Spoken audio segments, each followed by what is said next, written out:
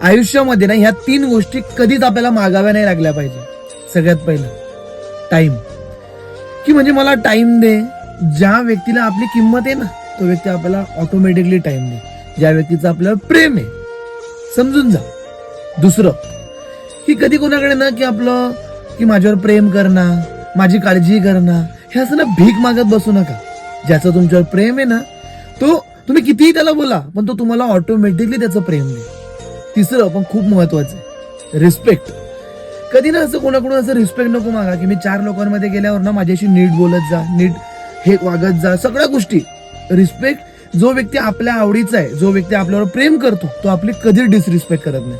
म्हणून ह्या 3 गोष्टी ना आयुष्यात कधीच मागाव्या नाही लागल्या पाहिजे. तर समजून जायचं आपलं खरं प्रेम आहे, तोही व्यक्ती आपल्यावर खरोखर प्रेम करतो.